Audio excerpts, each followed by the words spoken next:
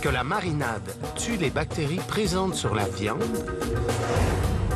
que les bactéries E. coli ne se développent qu'en surface des morceaux de viande, et que la gueule d'un chien est plus propre que la bouche d'un humain. C'est ce qu'on prétend, mais est-ce de la science ou de la fiction?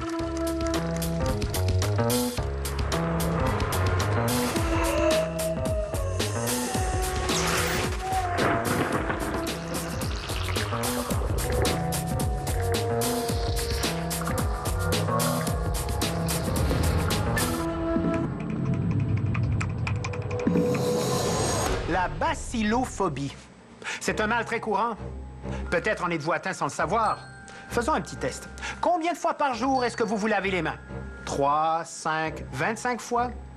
La bacillophobie, c'est la peur des microbes. Et comme nous avons tous un petit côté obsessif face aux bactéries, le marché des produits désinfectants est florissant. Celui des antibiotiques aussi, dont la consommation est en forte croissance. Pas parce qu'on est plus souvent malade, mais parce qu'on traite plus rapidement des infections qui pourraient guérir sans médicaments. C'est inquiétant, surtout qu'on dit que le fait de prendre beaucoup d'antibiotiques peut affaiblir le système immunitaire. Un antibiotique est une substance d'origine naturelle ou synthétique ayant la capacité d'arrêter la multiplication des bactéries. Le premier antibiotique de l'histoire fut la pénicilline, découverte attribuée à la fois au Britannique Alexander Fleming et au Français Louis Pasteur. Ces scientifiques avaient découvert qu'une forme de moisissure qui se formait sur les fruits empêchait certaines bactéries de se développer. La découverte de la pénicilline, puis des antibiotiques synthétiques, a certainement été l'une des plus importantes avancées scientifiques du 20e siècle. Mais ces médicaments nous semblent maintenant si banals que nous les consommons parfois à tort pour soulager des maux pour lesquels ils ne sont pas appropriés ou en les utilisant de manière incorrecte. Et on prétend que le fait de prendre trop d'antibiotiques peut nuire à notre système immunitaire.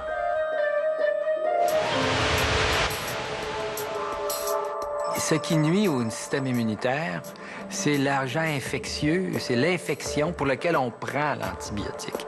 Vous avez une armée qui cherche à vous défendre contre un envahisseur et c'est votre armée qui se bat contre cet envahisseur. C'est votre armée qui a besoin d'énergie, c'est votre armée qui se fatigue, c'est vos soldats qui en arrachent parce qu'ils en meurent au combat contre cet envahisseur. L'antibiotique vient aider l'armée à attaquer l'envahisseur.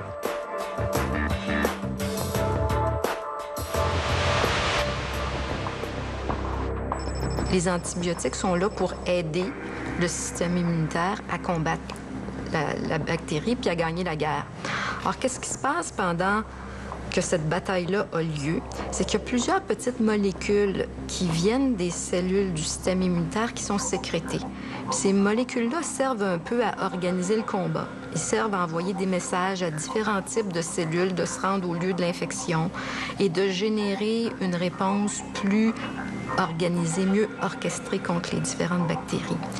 Ces molécules-là, qu'on appelle des cytokines ou d'autres types de molécules, c'est sûr que ça déclenche un gros processus d'inflammation dans notre corps. Et c'est ce qui fait qu'on ressent cette fatigue-là, ces malaises-là, les courbatures qu'on a quand on a une infection, quand on fait de la fièvre. L'autre chose qui se produit, quand un antibiotique tue une bactérie, il y a des petites molécules à la surface des bactéries qui sont relâchées, qui, elles aussi, ont tendance à déclencher un processus inflammatoire. Même si on le ressent comme une maladie ou on se sent moins bien, en fait, c'est un bon signe. Ça veut dire qu'on est en train de combattre l'infection efficacement.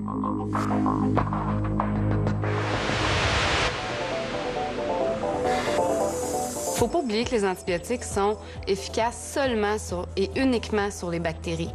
Ça ne sera pas efficace si vous avez une infection virale comme un rhume, une grippe ou une gastro-entérite virale. Donc, c'est important que les gens sachent ça. D'un côté, les infections bactériennes graves et mortelles, la prise d'antibiotiques aide au système immunitaire à vraiment guérir la personne. Mais si on pense aux infections moins graves, on prescrit beaucoup trop d'antibiotiques, comme pour les otites ou les sinusites. Alors là, ça pourrait nuire au système de défense.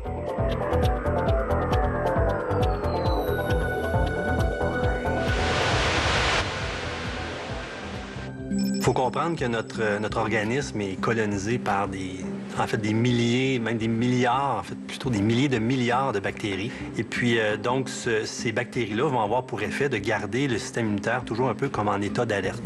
Ce qui fait que lorsqu'il y a un pathogène, une bactérie pathogène ou un virus qui se retrouve à ce moment-là en contact avec l'organisme, le système immunitaire va être prêt à répondre rapidement. Lorsqu'on prend des antibiotiques, le problème qu'on peut voir, c'est qu'il y a certains antibiotiques qui ont un effet relativement large, qui vont tuer plusieurs bactéries. Donc, peuvent tuer la bactérie pathogène qui cause une infection de la gorge, par exemple, mais en même temps vont tuer beaucoup d'autres bactéries qui sont bonnes pour l'organisme et qu'on retrouve, par exemple, dans l'intestin. Et à ce moment-là, cet équilibre-là, qui existait avant, est détruit en partie ou en grande partie, ce qui explique parfois pourquoi les gens ont des diarrhées suite à la prise d'antibiotiques. Et donc, le système immunitaire ne réagit plus de la même façon. Et là, il devient, sans nécessairement dire endormi, mais devient un peu moins alerte, ce qui ouvre la porte éventuellement à des bactéries pathogènes ou des virus qui pourraient prendre cette opportunité-là pour causer une infection. La prise d'antibiotiques de façon exagérée, il va faire en sorte que les bactéries vont se retrouver constamment en contact avec ces antibactériens-là.